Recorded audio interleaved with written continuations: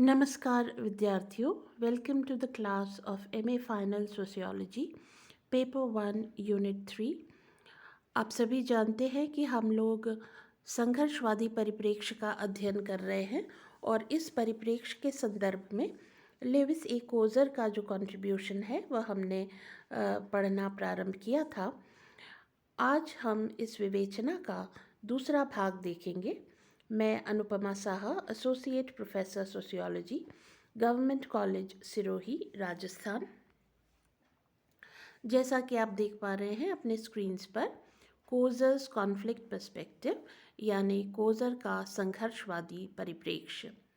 In putting forward his theory of conflict, Kozer appears to be greatly influenced by Zimmel. तो कोज़र ने जो अपना संघर्षवादी परिप्रेक्ष्य सामने रखा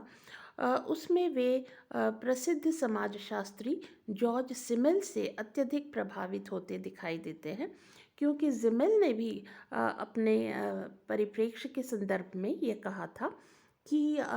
संघर्ष हमेशा समाज के लिए विघटनकारी ही नहीं होता, कभी कभी संघर्ष समाज में एकता या संगठन पैदा करने में भी महत्वपूर्ण योगदान देता है। और लगभग यही बात कोजर ने भी अपने पर्सपेक्टिव में सामने रखी है। He viewed conflict as a process that under certain conditions functions to maintain the body's social or some of its vital parts. तो कोजर कहते हैं कि संघर्ष हमेशा विघटनकारी नहीं होता है। कुछ विशिष्ट परिस्थितियों में जो संघर्ष होता है वह समाज की संरचना, समाज के ढांचे या उसके महत्वपूर्ण भागों में संगठन पैदा करने में, एकता पैदा करने में भी महत्वपूर्ण योगदान देता है। His image of society is as follows. Coser ने समाज की जो तस्वीर हमारे सामने रखी वह इस प्रकार है। The social world can be viewed as a system of interrelated parts. तो जैसे फंक्शनलिस्ट कहते हैं, प्रकारवादी कहते हैं, उसी तरह से कोजर भी कहते हैं कि समाज एक व्यवस्था है जिसमें अलग अलग परस्पर संबंधित भाग होते हैं।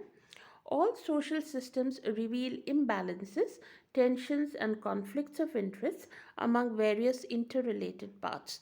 तो फिर उसके बाद वह कहते हैं कि यद्यपि समाज अलग अलग अंतर संबंधित भागों से मिलकर बना है, लेकिन इन भागों में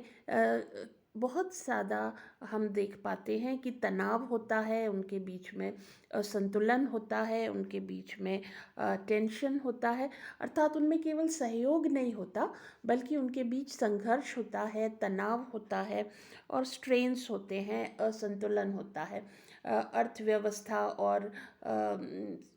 राजनीतिक व्यवस्था के बीच में हमें तनाव दिख सकता है। अर्थव्यवस्था के ही दो अलग अलग भागों के बीच में हमें तनाव की स्थिति देखने को मिल सकती है। पूंजीपति और किसानों के हित परस्पर टकरा सकते हैं, पूंजीपति और श्रमिकों के हित परस्पर टकरा सकते हैं, बड़े उद्योगपतियों और छोटे उद्योगपतियों के हित परस्पर टकरा सकते हैं। उसी तरह से शिक्षकों और विद्यार्थियों के हित परस्पर टकरा सकते हैं। तो जो अलग अलग समाज के भाग होते हैं उनके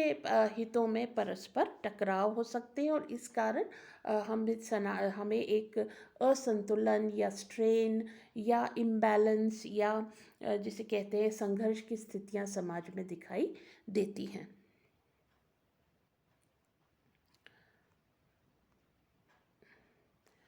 Processes within and between the system's constituent parts operate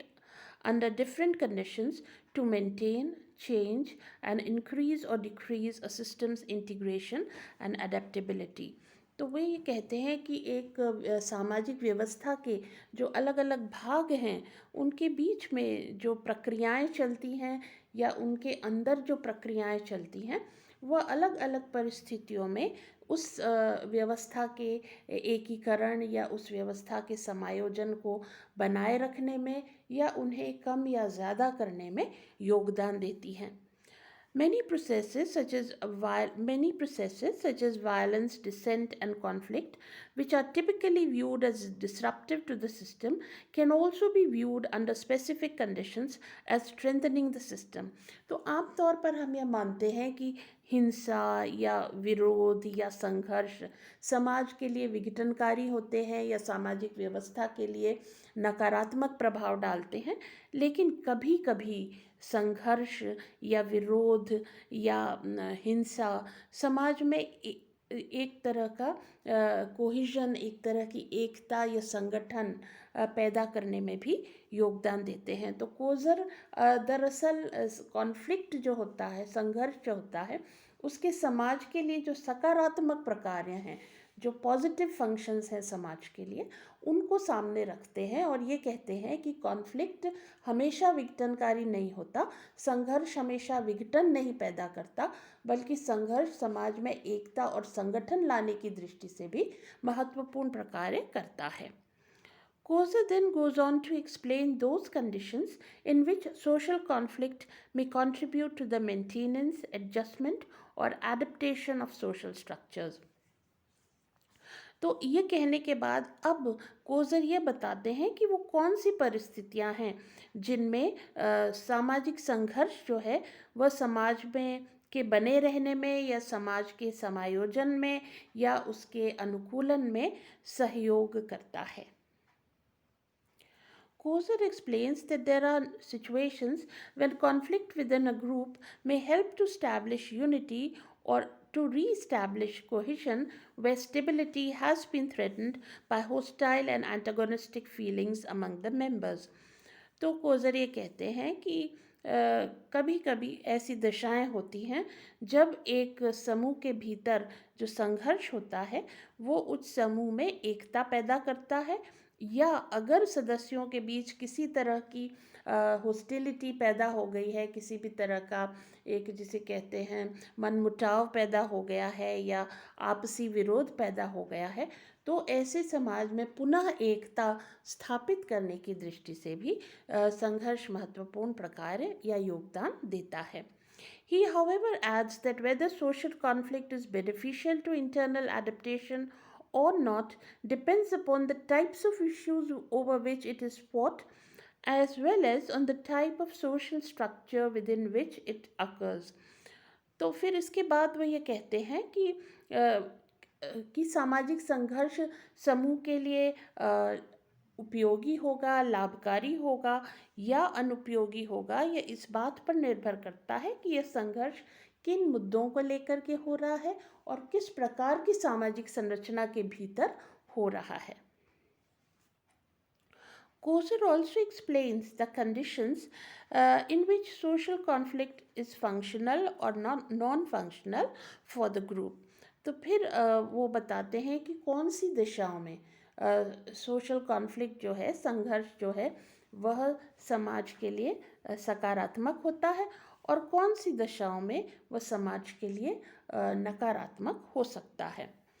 Talking of internal conflict, Kozer explains that social conflicts that concern goals, values, or interests that do not contradict the basic assumptions upon which the relationship is based tend to be positively functional for the social structure. तो अब वो बता रहे हैं कि कौन से संघर्ष जो हैं वो समाज के लिए उपयोगी होते हैं। वो कहते हैं कि अगर संघर्ष उन मुद्दों को लेकर, उन उद्देश्यों को लेकर, उन मूल्यों को लेकर या उन हितों को लेकर के हो रहा है जो उस समाज के जो लोग हैं या उस समूह के जो अलग अलग पार्ट्स हैं उनका जो आपसी रिश्ता जिन आधारभूत मूल्यों को लेकर के बना है उसके विरुद्ध नहीं है, यानी जिन मुद्दों को लेकर संघर्ष हो रहा है वो मुद्दे आधारभूत मुद्दे नहीं हैं, बल्कि कुछ सुपरफिशियल मुद्दे हैं या कुछ ऐसे मुद्दे हैं जो उनके संबंधों के आधार को प्रभावित नहीं कर रहे हैं। तो फिर ऐसे जो कॉन्फ्लिक्ट्स होते हैं, ऐसे जो संघर्ष होते हैं, उनका समाज के लिए सकारात्मक परिणाम होता है। Such conflicts tend to make possible the readjustments of norms and power relations within groups in accordance with the felt needs of the individual members और सब ग्रुप्स। तो वो कहते हैं कि इस तरह के जो संघर्ष होते हैं, जो मूलभूत मुद्दों को लेकर के नहीं है, जो मूलभूत भावनाओं को लेकर के नहीं है, जो मूलभूत हितों को लेकर के नहीं है, बल्कि कुछ सतही मुद्दों को लेकर के हैं, या कुछ कम महत्वपूर्ण मुद्दों को लेकर के हैं, या कम आधारभूत मुद्दों को लेकर के हैं, तो वो समाज में एक तरह का रीएडजस्टमेंट करते हैं। कुछ बातें हो सकती हैं किसी समाज में जिसको लेकर के सदस्यों के बीच किसी तरह का की असंतुष्टि हो, तो वह असंतुष्टि जाहिर होती है, और उसके बाद उस असंतुष्टि को ध्यान में रख करके कुछ एडजस्टमेंट्स, कुछ समायोजन कर लिए जाते हैं, और व्यवस्था बेहतर हो जाती है। तो इससे लोगों को अपनी असल में शिकायतें, अपना असंतोष अभिव्यक्त करने का मौका मिलता है, और सिस्टम उस असंतोष को एड्रेस करता है, उसको सुनता है, उसको समझता है, और उसको दूर करके पुनः एक और स्ट्रॉन्ग संगठन उत्पन्न करने में या स्थापित करने में मदद करता है। तो कोज़र ये कहते हैं कि कभी कभी संघर्ष के माध्यम से जो असंतुष्टि है वो अभिव्यक्त हो जाती है, और फिर उस असंतुष्टि को जब एड्रेस कर लिया जाता है, उसका कोई समाधान निकाल लिया जाता है, तो समूह का संगठन और अधिक मजबूत हो जाता है। तो इस तरह से संघर्ष समूह में एकता या संगठन लाने में योगदान देता है। If conflict breaks out in such a group, in case of internal conflicts, Kozer argues that closely knit groups in which there exists a high frequency of interaction and high personality involvement of the members have a tendency to suppress conflict. अब कोज़र एक और महत्वपूर्ण बात कह रहे हैं। वो कह रहे हैं कि जब किसी समूह के भीतर, किसी सब ग्रुप के भीतर आपसी संघर्ष होता है, तो और वह समूह जो होता है वो बहुत अगर क्लोजली निट है, अर्थात बहुत निकटता के साथ सदस्य एक दूसरे के साथ जुड़े हुए हैं, अत्यंत घनिष्ठ समूह है, तो ऐसे समूह में जो आपसी अंतर्क्रिया होती है वह भी बहुत घनिष्ठ होती है, और जो सदस्य होते हैं वो भी बहुत भावनात्मक रूप से एक दूसरे के साथ और समूह के साथ जुड़े हुए होते हैं। तो ऐसे समूहों में प्रायः किसी भी तरह के संघर्ष को दबाने की प्रवृत्ति होती, किसी भी नकारात्मक प्रवृत्ति को दबाने की कोशिश होती है। जैसे एक हिंदू संयुक्त परिवार को अगर हम लें, तो आमतौर पर वो एक छोटी इकाई है जो जिसमें सदस्य एक दूसरे के साथ बहुत गहरे ढंग से भावनात्मक रूप से जुड़े होते हैं। तो ऐसे समूहों में प्रायः जो भी नकारात्मक प्रवृत्तियां हैं, जो भी आपसी संघर्ष हैं, आपसी तनाव हैं, उनको दबाए रखने की कोशिश होती है। While they provide frequent occasions for hostilities, the coming out of such feelings is considered as a danger to the unity of the group, and hence there is a tendency to suppress rather than to allow expression of hostility. तो ऐसे समूह जिनमें बहुत घनिष्ठता के साथ सदस्य एक दूसरे के साथ जुड़े होते हैं, ऐसे समूहों में परस्पर विरोध या परस्पर आक्रोश की स्थितियां भी बहुत ज़्यादा होती हैं। कोज़र कहते हैं कि जहाँ एक्सट्रीम कनेक्शन होता है, जहाँ लोग एक दूसरे के साथ बहुत गहरे ढंग से जुड़े होते हैं, वहीं एक दूसरे के प्रति आक्रोश और गुस्से की संभावनाएं भी विद्यमान होती हैं। और इसीलिए जो बहुत क्लोजली निट ग्रुप्स होते हैं, जहाँ बहुत सदस्य एक दूसरे के साथ घनिष्ठ रूप से जुड़े होते हैं, वहाँ भी बहुत सी बातों को लेकर के, छोटी बड़ी बातों को लेकर के आपस में गुस्सा या आपस में आक्रोश या आपस में असंतोष की स्थितियाँ होती हैं। लेकिन ऐसा माना जाता है, ऐसा महसूस किया जाता है कि अगर इन असंतोष को, इस आक्रोश को प्रकट कर दिया गया या उसे प्रकट करने का अवसर दे दिया गया, तो उससे समूह के भीतर जो यूनिटी है, एकता है, वो कमज़ोर पड़ जाएगी और समूह के टूटने की संभावना हो सकती है। तो ऐसी स्थिति में वो जो नकारात्मक माने गई जो प्रवृत्तियां हैं, जो संघर्ष की या आक्रोश की या असंतोष की जो प्रवृत्तियां हैं, उनको दबाया जाता है, उनको सामने नहीं आने दिया जाता। In close-knit groups, feelings of hostility tend to accumulate and hence intensify. तो चूंकि जो गुस्सा है, जो आक्रोश है या जो भी विरोध है, उसको दबा दिया जाता है, उसे सामने नहीं आने दिया जाता, तो वो अंदर ही अंदर एक्यूमुलेट होता जाता है, वो अंदर ही अंदर जमा होता जाता है और उसकी जो इंटेंसिटी, उसकी तीव्रता बढ़ने लगती है। तो क्योंकि उसको कोई एक्सप्रेशन नहीं मिलता, उसको कोई इवेंट नहीं मिलता, उसको बाहर निकलने का मौका नहीं मिलता, उसे निरंतर दबाया जाता है, इस कारण वह अंदर ही अंदर सुलगने लगता है, वह अंदर ही अंदर जमा होने लगता है और वह इंटेंस होने लगता है, वह तीव्र होने लगता है। If conflict breaks out in such a group, it becomes extremely intense. तो कोज़र कहते हैं कि अगर किसी भी कारण से ये संघर्ष बाहर निकल जाता है, ये आक्रोश प्रकट हो जाता है, यह गुस्सा प्रकट हो जाता है, तो फिर वो बहुत ही तीव्र होता है। First, because the conflict does not merely aim at resolving the immediate issue, all accumulated grievances that were denied expression previously tend to emerge and come to the surface at this occasion. तो इसके दो कारण होते हैं, इसके यानी इस तरह के संघर्ष के बहुत तीव्र होने के दो कारण होते हैं। कोज़र कहते हैं पहला कारण तो ये है कि जो इमीडिएट तात्कालिक कारण रहा